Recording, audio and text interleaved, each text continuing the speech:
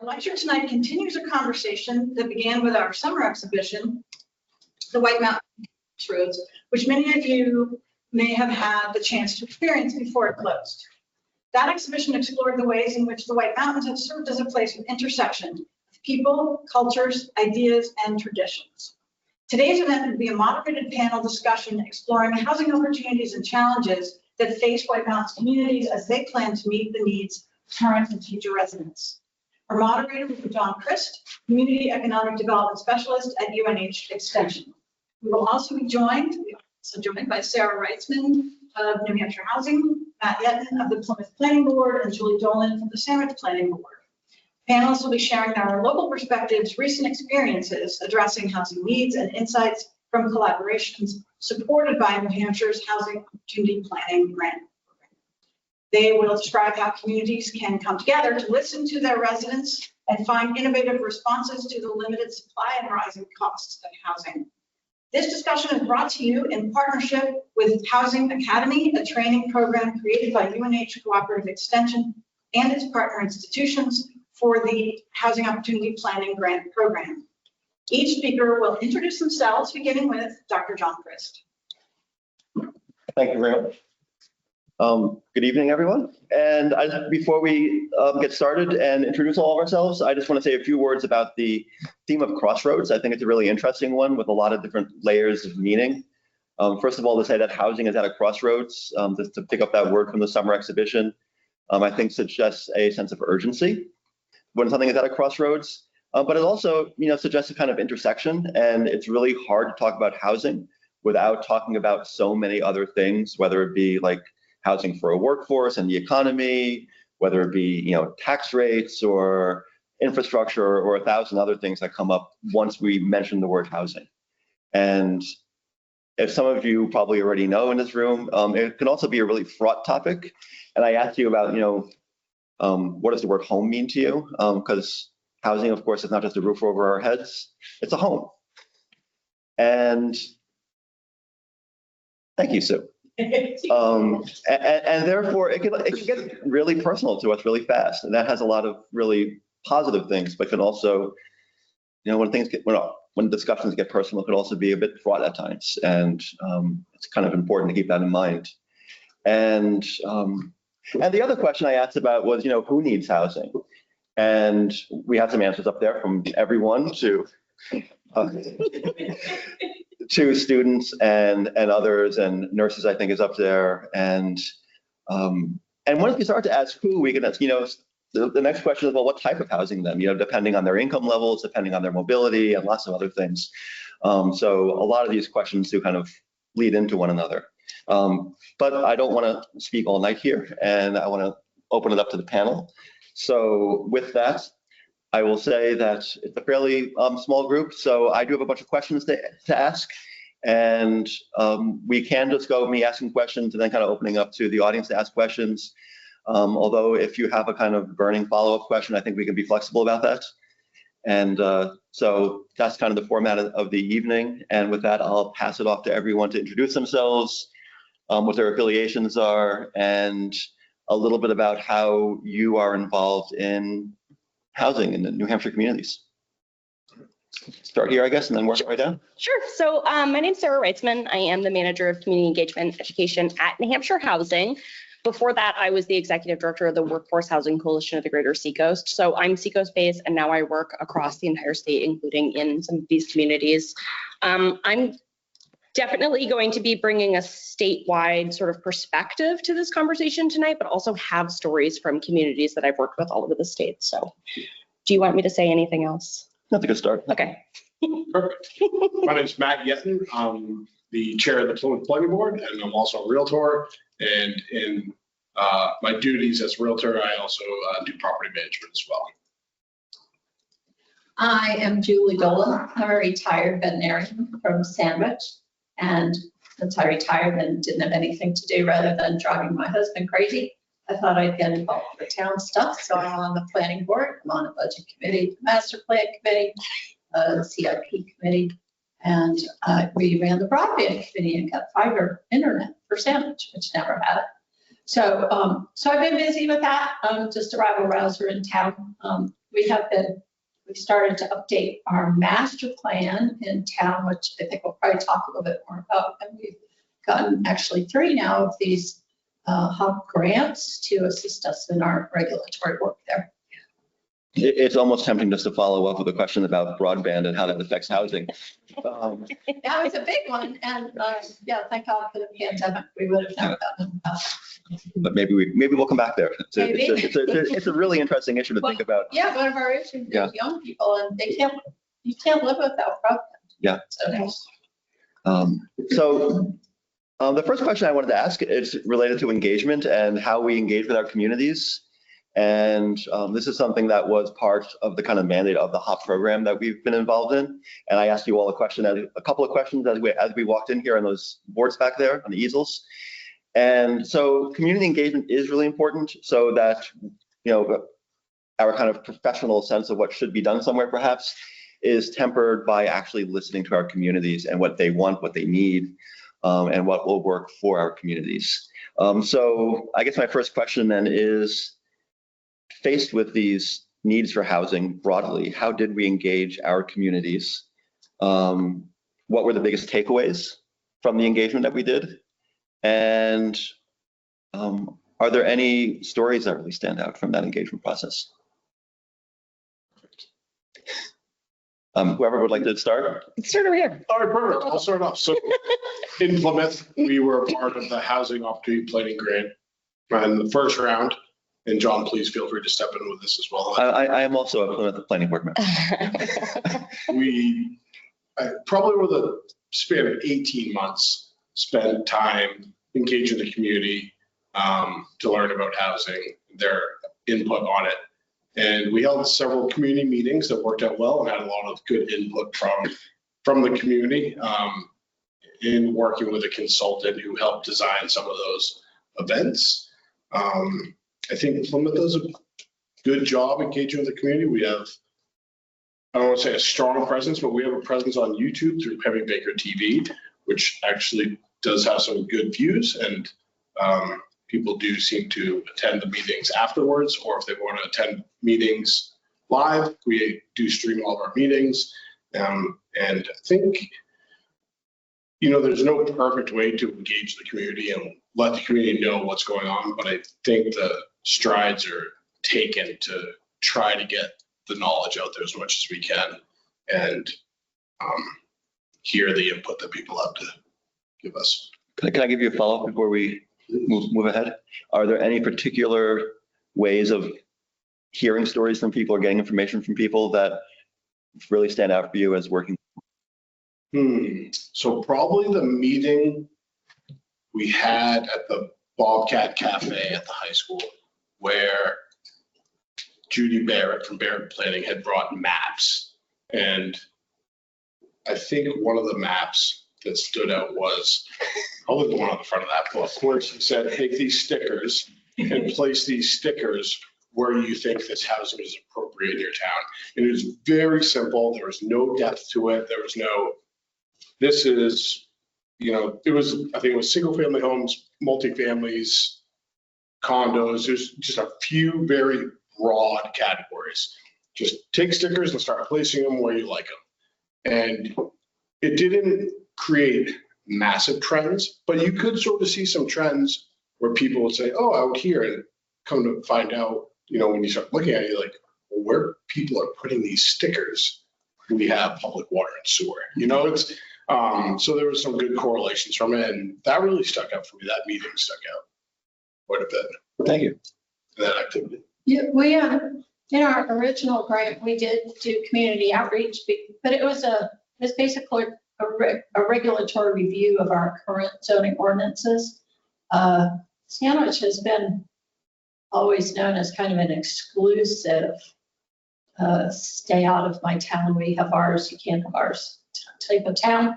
And but in our recent work since 2023, and now we're doing a master plan, which is basically the ultimate community engagement tool. That is a document that overrides even the zoning ordinances and gathers input from our citizens to tell us where they want to be in the next 10 to 15 years, how they want things to lay out. And so this has been a real ultimate down and deep with the community. We're in the midst of doing a survey, which we're already up to 40% response rate. Sandwich is also very community active now. Yes. I thought you were going to say 40 people, 40%. 40% at this point, which we think is astounding.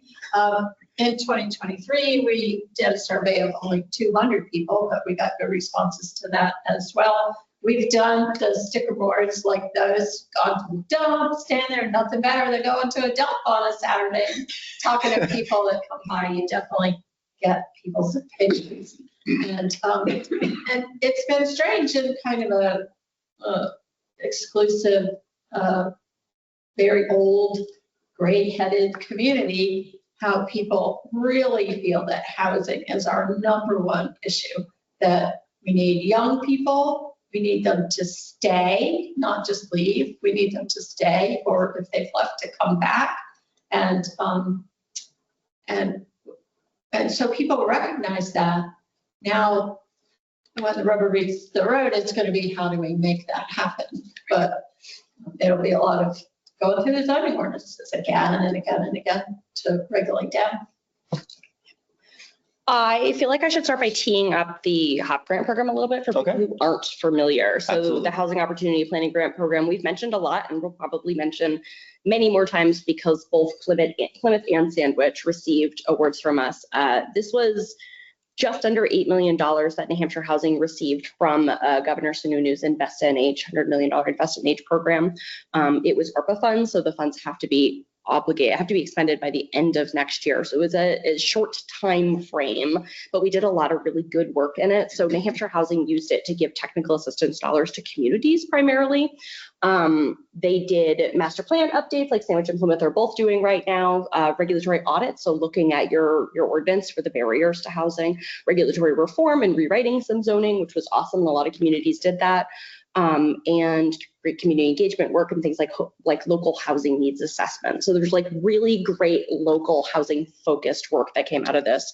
We gave out just about 75 grants to over 75 communities, over 100 grants. So a lot of communities, including both Plymouth and Sandwich, had more than one grant.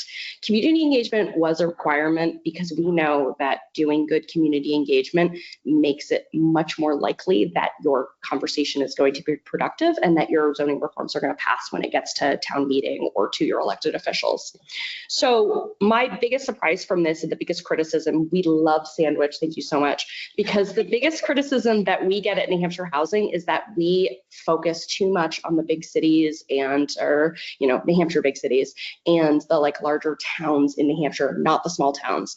The biggest surprise that we got from this program was that the majority of the dollars went to, or the majority of grants anyway, went to the little towns, the North Country. It was very, very impressive. And so like even in this booklet, this is a case study booklet that we did last year, kind of after the first round of the HOP grant program, specifically just to highlight some of the successes that have come out. The program's ongoing, and so there will be an update to this at some point.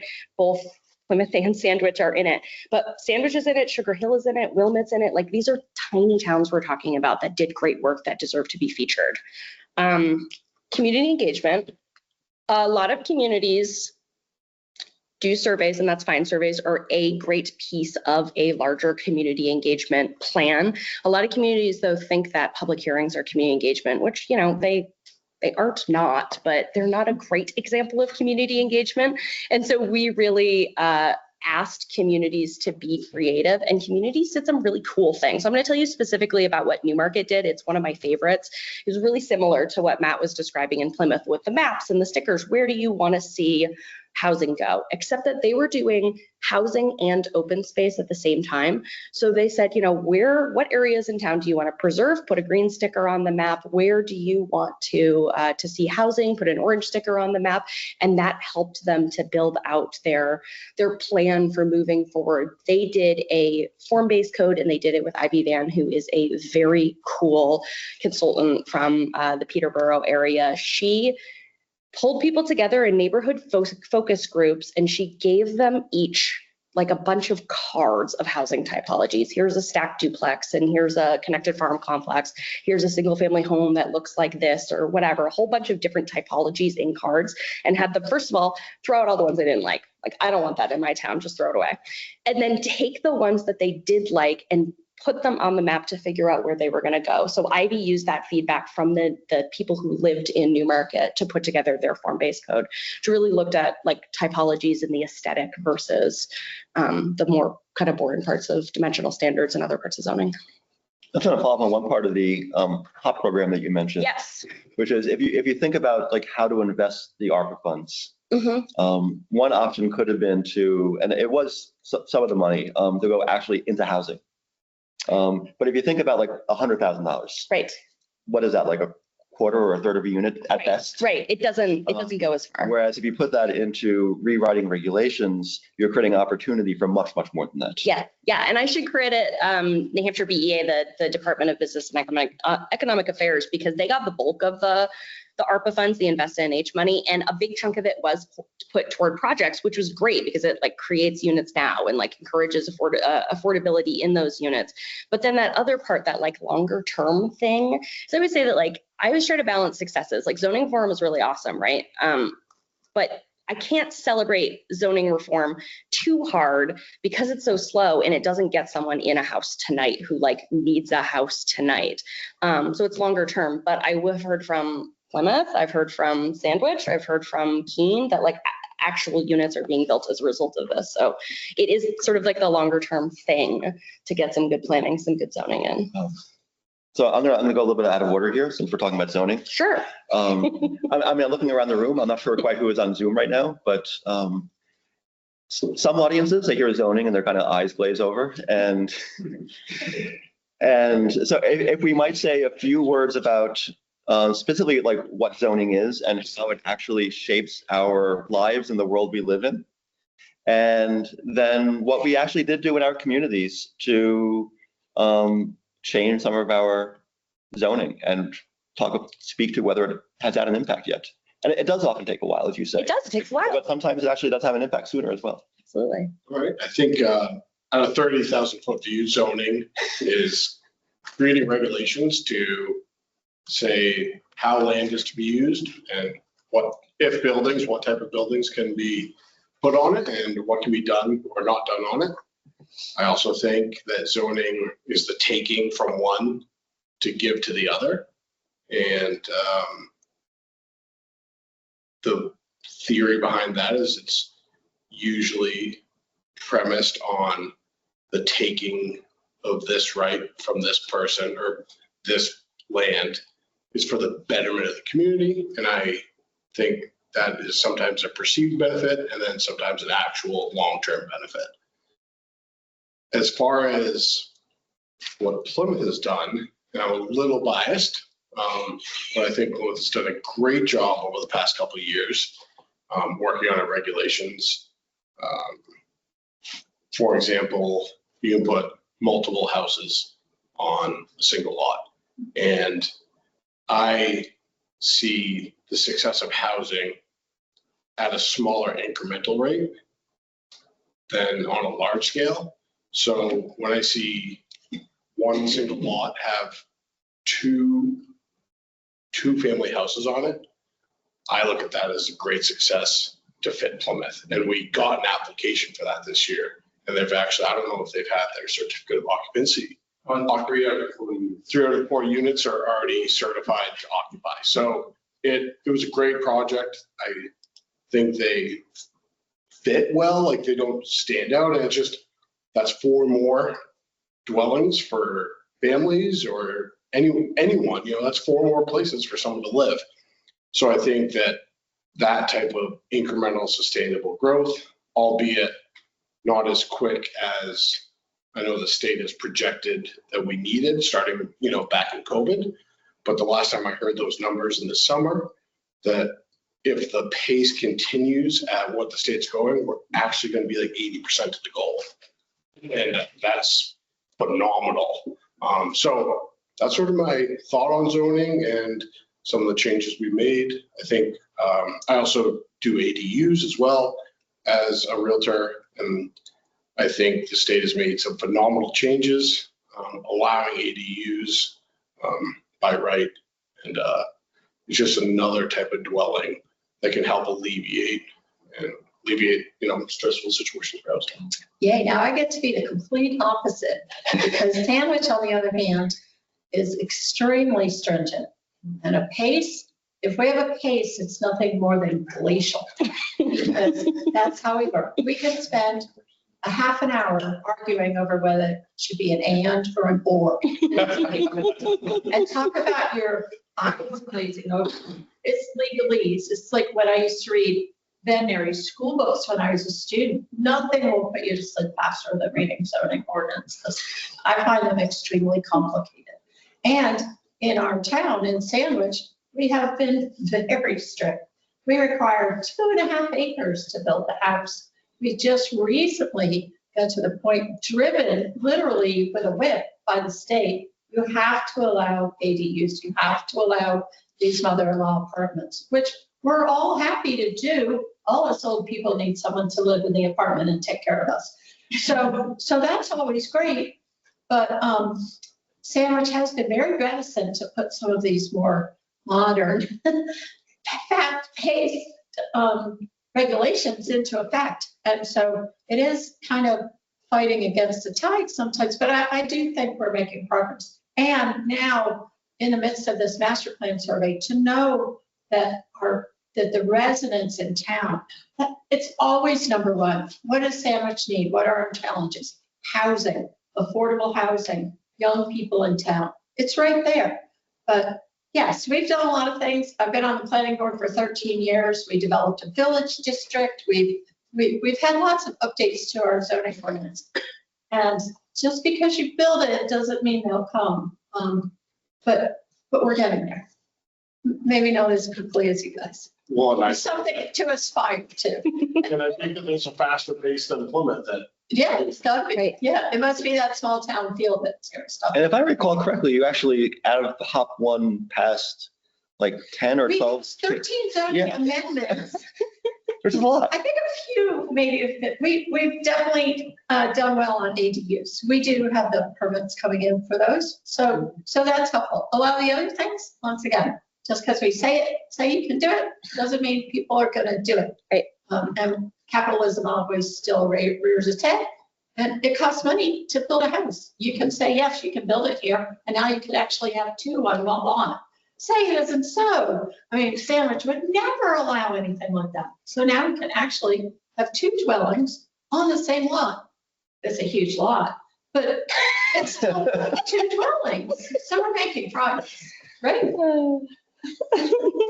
What's so fun and challenging about this work is that every community is like coming from their own place and their own perspective. They're at like a Plymouth and a Dover and a Salem and a Sandwich and a Bethlehem are all starting in a totally different spot. Really? The other example,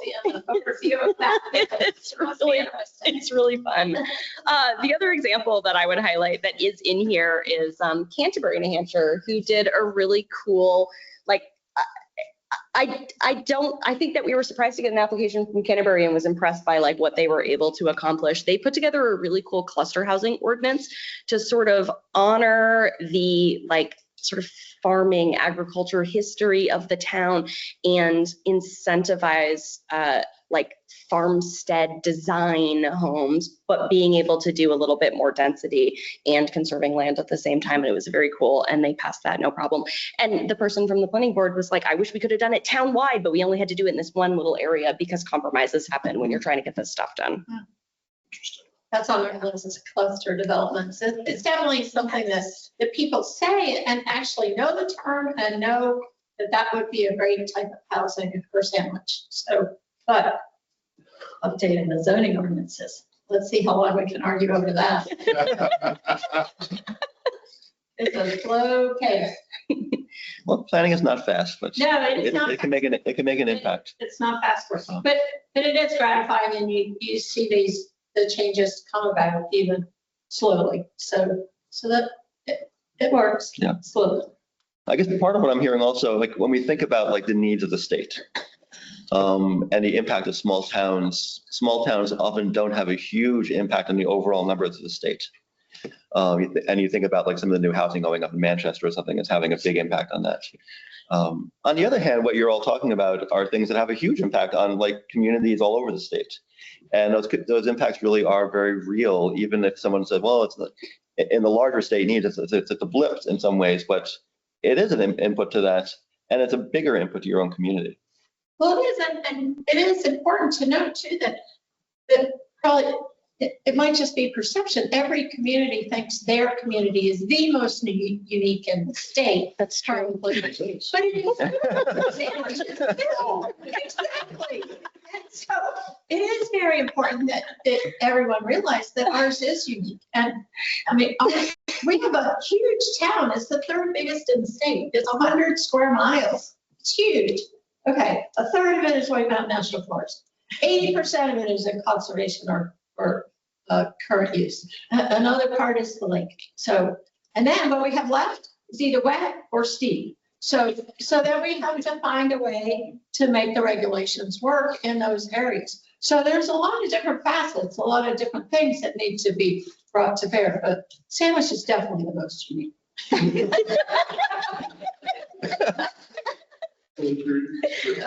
Well, to that end, I'd love to ask something. I'm not sure if I'd love to ask. I'm going to ask something that was not on my list of questions. And it's something that often comes up in housing discussions and sometimes bemoaned and sometimes very happily. Did you hear from your communities about community character? And now we're trying to say, how the heck do you define community? And how the heck do you define rural character? Those are tough. And everybody wants them, and everybody knows what they mean, but how do we write that into a master plan? Thank goodness we have Sue Kegel, and we've had the Barrett Group, and we've had Sarah, and we've had people that when we go, wait, this is what we're hearing, how do we make that happen? It's tough.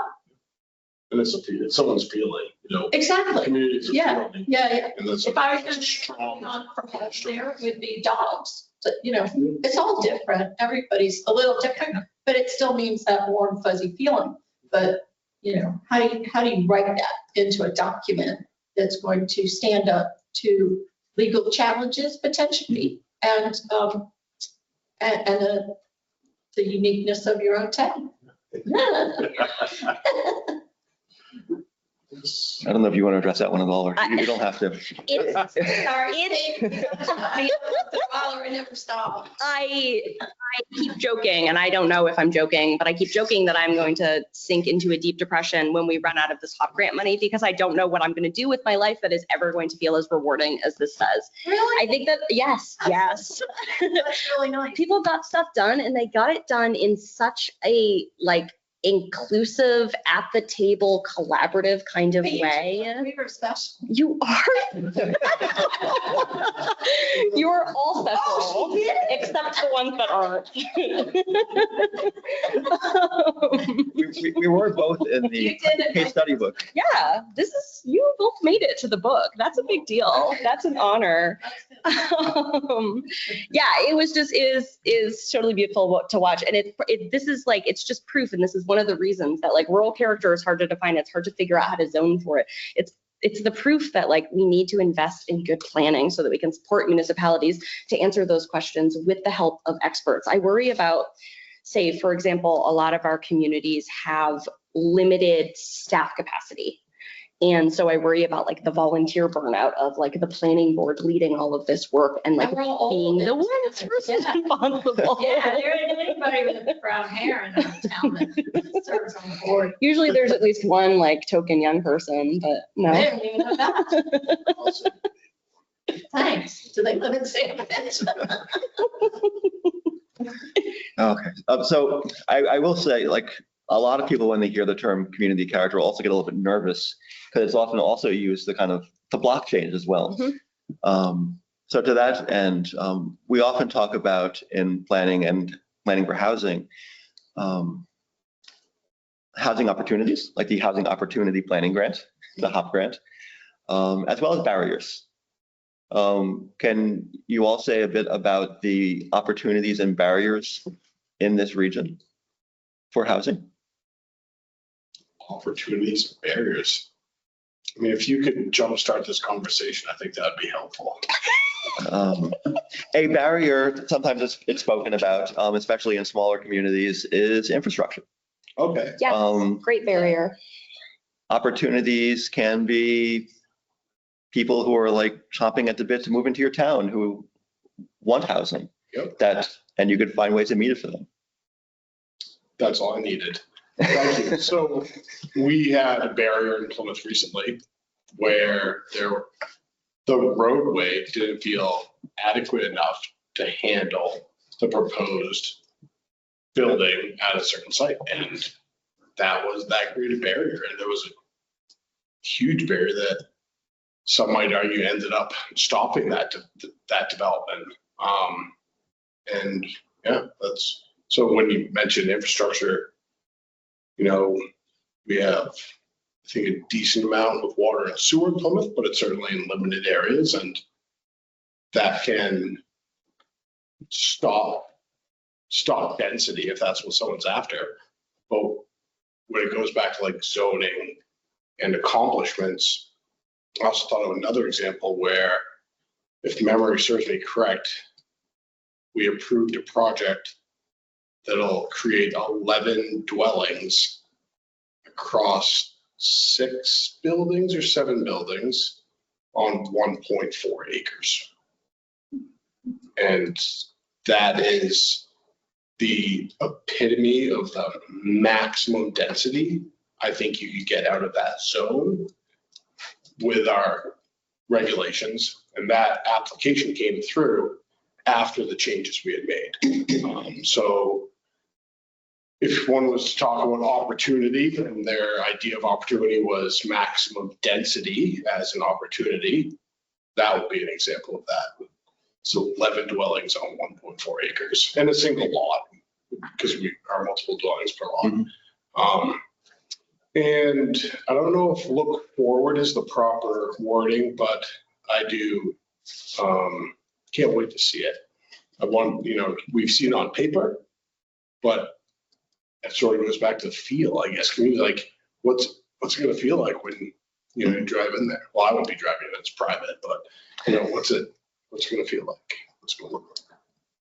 Well, I think we have none of that. It's insane. In our little village, right in the center of town, there is town sewer. The water, they have to have their own wells. That's the most densely populated area that we have in town. And the sewer's at capacity at this point, so we can't even add to it. I think in Sandwich, our biggest asset is our southern border, Squam Lake. People love it. It's idyllic. Everybody wants to be there. Our biggest liability, Squam Lake. Economics are the driver. The last housing development we had to put in, we made it build a better road than we have anywhere else in town. It's a beautiful development. I think there are 8 housing lots on it. Not a single one of them will sell for less than $800,000. That is not affordable housing. It has a beautiful view of Squam Lake. If you have $1 million, you could have a house there. So that is what we're up against. So I'd have to say, as is the case many more times than not, economics is the biggest barrier. Yep. I will bring up resistance to change, and I approach resistance to change or resisting to housing development with a ton of curiosity and empathy, because I recognize that in the vast majority of cases, it's coming from a place of fear of sort of the unknown. We don't know what's going to happen when we change our zoning. We don't know what's going to do to our community. And your home is your biggest investment. Like, we tie up our money in our houses. So like, our mobility is limited. We can't pick up and leave when like our neighborhood changes necessarily. And people are worried about they want their property values to go up and they want their property taxes to stay low, right? Like we're coming from a place of like finances, and people don't want I don't want like a bunch of traffic on my road. Like I want my kids to be able to play out there. And so like all of these things are so like relatable and understandable. And so when we have like really good community conversations, we can talk through a lot of this stuff. We could show you case studies of like this housing got built and it wasn't that big of a deal. Like nothing bad happened in that community. And there's actually studies that say that, when you build affordable housing, your property values go up. So like, let's look at stuff like that. So we have these opportunities for like combining people's kind of lived experience and their fears with like what we know, and can make those human stories come out as a result, which is great. We have tons of opportunities. New England is a desirable place to live, and I don't think that that's going to stop anytime soon, including both Sandwich and Plymouth. Like people want to be here because it's amazing and beautiful, and because of a little bit of climate migration too, that like New England feels a little bit protected from some of that stuff in comparison to other parts of the country. And so New Englanders are also super resilient and creative and innovative, and are the type of people who get stuff done. And so we have that's an opportunity for us to figure out how we want to get stuff done. Because if we have to grow, that's fine. We can accept that and figure out how we want to grow. And in fact, New Hampshire often comes out near the top in our country on quality of life indexes and stuff. Yeah, biased. I was born and raised in New Hampshire. Never living. So Julie, early on, you mentioned the importance of attracting young people. I want to talk about young people for a few minutes, both at a state level, where we are the second oldest, demographically oldest state in the country. Maine is 1, Vermont is 3. Yep. So, there's more about New England life. It's supposed to be the highest in the state. I will look that up later. We're up there. Sandwich, you talk about needing to attract more young people to keep your community going and all that. Plymouth has a university and lots of young people in some ways and not in others, depending on how you look at that. Probably more so than Sandwich. So I'm wondering if we could address the issue of young people, affordability, maybe even for Plymouth, like young people in the shape of college students versus, young families and such, and perhaps at the state level as well, like how we think about that particular issue. Because to stay successful, we need a young workforce and lots of other things that come with the young people. I don't necessarily know if it's an affordability issue or if it's more of a wage and income issue.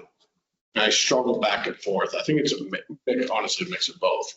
But if you ask mankind, or most mankind, if you give them the opportunity of, would you like something cheaper? All of mankind is going to say yes. So if you say, would you like cheaper housing? We've been asking that question. We've been using the term affordable.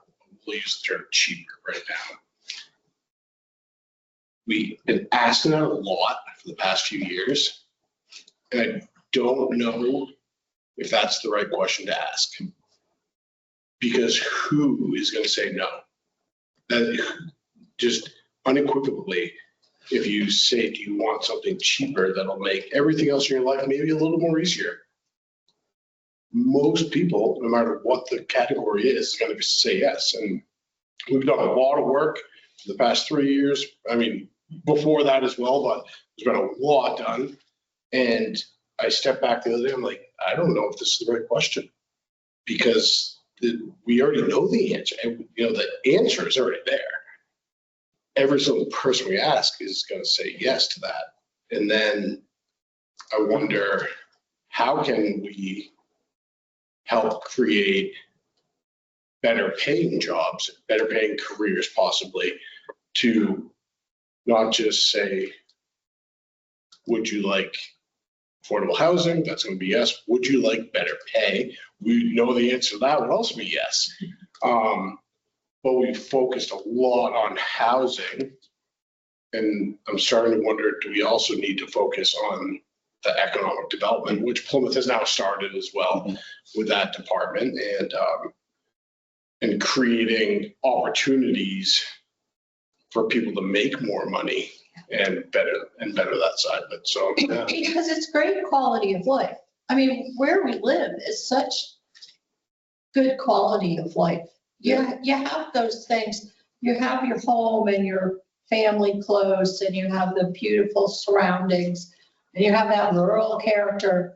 But as I think about the young families that we do have in town, I know that all of them are just the hardest working people. They make me feel like I was lazy back when I was owning my own business, raising my own kids, being on call for every animal in town. And so they are such entrepreneurial spirits.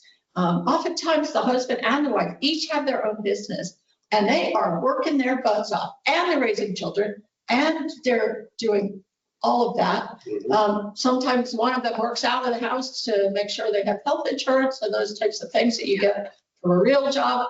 But these people are hard working people, and they do love where they live. But as we talk to them a lot with the master plan survey going on, it's like they all feel like they just lucked out right at the right moment in time, that they found this place back when it was affordable. So I keep wondering if people in 5 years are going to look back and say, this is the affordable time, because all those people are saying, oh, I lucked out, I found this place. And then they made a real life for themselves out of it. So we have we do have young people,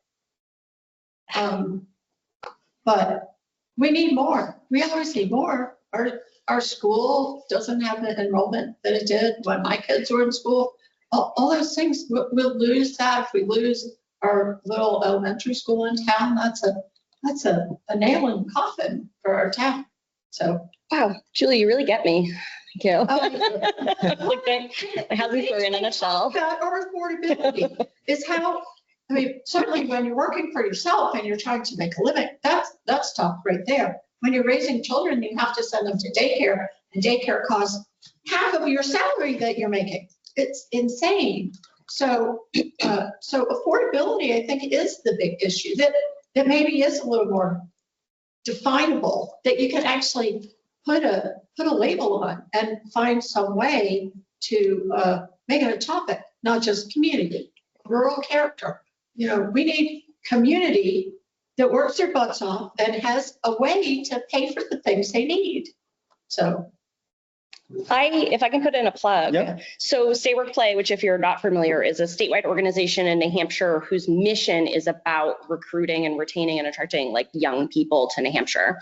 They have a series of events that they do. The timing of this is so good. They have a series of events that they do called Policy and Pints. They take place at breweries and they talk about policy issues. They do them in every region of the state. It's either every year or every other year, but it helps inform their sort of policy priorities for the following year. They're coming up, and the Lakes Region 1. So you can go to this event, even if you're not a young person, you are allowed to be there to listen to what the young people are saying about what they want and what their challenges are. The Lakes Region event is in Meredith at a place, and I'm pretty sure. Is it Twin Barns? Is that in Meredith? I think it's at Meredith. I think it's at Twin Barns, and I think it's Thursday, December 11th, 5:30 to 7:30. You should double check me on the date though, because there are 12 of them, and I have all of them on my calendar, so I'm not 100% Really in this sure. calendar. But I know I do keep stuff up here pretty well for now. Thank you for the plug. Yeah. Well, I just have one quick follow-up, and I'll turn it over to the. Thank you. December 11th? Yes. I just want to say I'm probably not the only one. To your point, if I had to buy the house I currently live in right now, I'm not sure I could. I could not. Right. We hear that. We've heard that a lot. And yeah. It really does raise the question, which I do want to turn it to the audience questions at this point, but do we need to think about a different type of housing than we are used to if we're going to meet an affordability level that is workable in today's economy? But it does have to be workable for certainly in a town like Sandwich for elderly population too. Mhm. Luckily, there's a lot of crossover. People who are aging and want to stay in Sandwich are a lot of times looking for that smaller house or looking for a house with an ADU where someone can be close to them, but they don't have to maintain that great big house anymore. So I think the needs are similar for maybe different reasons, but maybe that's a good thing in a way. The so-called starter home works on both ends. Like, Yep. yeah, Yep. yeah. So, do you have a question? I just wanted to share that I looked it up, and according to Data Commons, the highest median age in New Hampshire is Sandwich. No. Plan. Thank you so much. Sam, you want to join us? What's the age? 62.8. Yeah. Next, Okay. Yeah. second place is Center Harbor at 60.4. Yeah, John, I told you. We are old. Yeah. And maybe introduce yourselves as well when you just ask your question or make your comment. Oh, I'm Clayton Tippett. I'm the token young person on the Wilderness Planning Board. My next technician from Oldenboro, so your neighbor. Oh, really? Cool. Cool. Hi, I'm David. So kind of keeping in mind that it most likely is as you said, a mix of economic issues versus affordable housing. What work are the planning boards doing to reference successful implementations of both business growth as well as housing growth? Like, are we referencing other cities in other states and seeing where these plans have been successful, or are we just are we winging it over here? Like, what is that? It's kind of dependent as a planning board member that we always look at other towns. We always try to, I don't know about this planning board, but I mean, that's what we do. We want to find comparable towns that are going to help us, that we can look and see what they have done and not reinvent the wheel. Once again, creating a zoning ordinance? No, thank you. Coming up with somebody's better plan and modifying it to your own particular needs. I think that's how we'd all want to go on that. But I think that's where we depend more on the state, because they pull that all together for us. And OPD and BEA and the Housing Academy and UNH, they're all helpful in having these statistics for us and helping us. If we don't know the answer, then we know where to go find the answer. Yeah. Does that help? I would second that. I would say that from the state perspective, it's probably the number one question that I get is like looking for case studies of what other communities have done. Yeah. So like this document was like really an effort to address that need. Like, here are what communities are doing. Here are some good examples that you can implement for your community. I always try to plug the New Hampshire Housing Toolbox. That's another project of the Office of Planning and Development at BEA, because it has case studies of various, like if you're like, ooh, I'm kind of interested in form-based code, but I don't really get it. It's got a bunch of resources about it. And then it has case studies to where it's been implemented. And like, it really lets you dig into topics. And I was going to mention another one, but Well, I'm going to put a plug in for OPD, the Office of Planning and Development in the state, because they're the ones who have the lawyers, and those are the ones where you translate the kind of that a little more nebulous stuff to actually, can you do it? Is it allowed in your town? Do the laws stand up? If you, as you write the ordinance, is it going to be challenged in court? Is it something that will hold up to the law?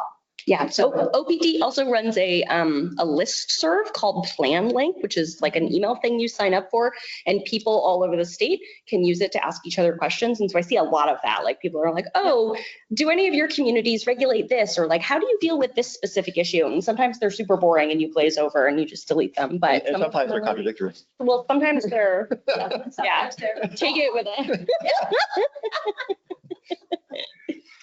Yes. Oh, I just wanted to chime in. My name's Sheena Duncan. I used to take class with you Yeah. here in Plymouth. Actually, I've worked for Franklin, Tilton, Laconia, and I was on the board in Northfield. And in every town except Laconia, I have heard repeatedly the concern about adding apartment units or housing that will involve more than 2 bedrooms because they would put children in the school district. And I have to question the legality of that in terms of fair housing, but I hear it repeatedly, especially from staff members that are speaking to developers, asking what they're capable of doing in that town. And they seem to get shut down before they can even get to a board. And when they get to the board, this is the #1 thing that shuts down deals. They want 1-bedroom apartments. They want no children in the district. These will quote $22,000 per child. And it seems like that's the biggest roadblock I personally have seen. This is a great comment, yeah. I don't want to rant or yell a little, but I want to preface by saying that people being upset about the idea of their property taxes going up is totally reasonable. And so if anybody wants to be mad at like the tax system and our over reliance on property taxes to fund education in New Hampshire, I'm with you. I love you. I get that. Don't take it out on school children, right? Or housing for that matter, because it's not their fault. The other thing is that the data pretty clearly shows, so like I'm a millennial, I was born in 1990, and my population, my generation was gigantic. And there was a time when like schools were busting at the seams and they were over enrollment, and like there was, a manufactured house or a trailer or whatever in the parking lot that was a temporary classroom because there was like this population boom. It's 2025 and we're nowhere near that. Like every single school district in New Hampshire, probably, I'm saying that with like an asterisk, I'm like 99% sure, is declining, right? They all have capacity. And so adding housing to your community is not going to make your property taxes go up as a result of school kids specifically. And it's kind of like a 3-part myth. Like 1, we way overestimate how many kids housing is going to bring to your community. So like if you build 100 units of housing, regardless of type, you're going to get like 0.29 kids per unit. So like 29 kids for 100 units. It's not 200, not every single housing unit is going to have 2 kids in it. The other part is that we confuse marginal with average cost. So like we see on our tax bill, like, oh my God, it costs $14,000 per kid to educate kids in my school system. But adding another kid doesn't add $14,000 because adding a kid to a school that has capacity adds nothing. It adds $0. You don't have to hire another teacher. It doesn't change like the heat bill or maintenance costs. The majority of the costs that are associated with schools are fixed costs. And then the third part of this myth is that we completely, I should mention for the first one about like housing type does matter. So like apartments, for example, you're going to get way fewer kids. Our study shows, we looked at some case study communities in New Hampshire that were pretty well representative of different kinds of school districts and communities. And our study shows that like for single family homes, the multiplier is like 0.4. So for 100 single family homes, you'll get like 40 school kids, still nowhere near 200, but much higher than that 0.29 average. But for like apartments, for townhouses, we're looking at like 0.06. So for 100 apartments, you're probably gonna get like 6 kids. And Salem, actually, somebody in Salem told me that they did this analysis of Tuscan Village and it was 0.03. So like Tuscan Village has 3 kids for every 100 units. That's nothing. Your school district can handle that. And for manufactured home, it's basically 0 for every 100 manufactured homes in your community. I think because lots of older people live in manufactured homes, there just are no school kids that live in manufactured homes. But the third part of this myth is that we completely forget and ignore that like those new homes, the homes that you're building are adding revenue to your tax base.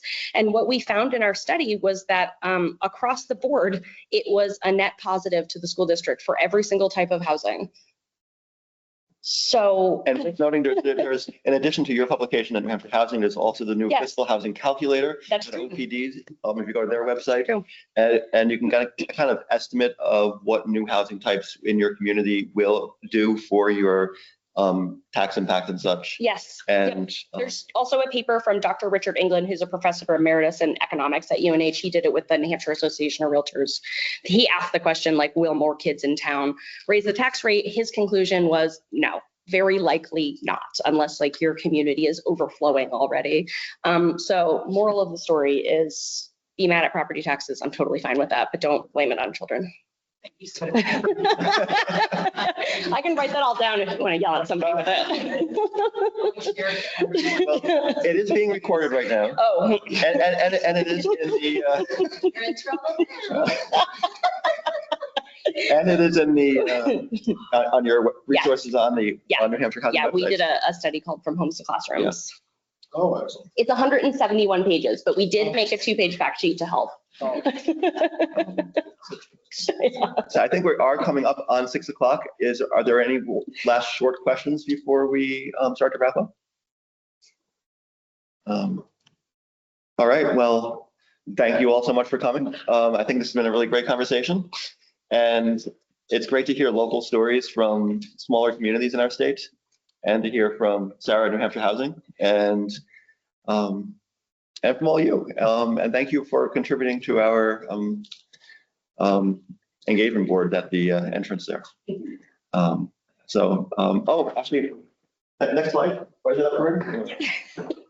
I was going to plug the case studies with Matt on the cover, but Oh, yeah. Sarah has already adequately plugged the case studies book.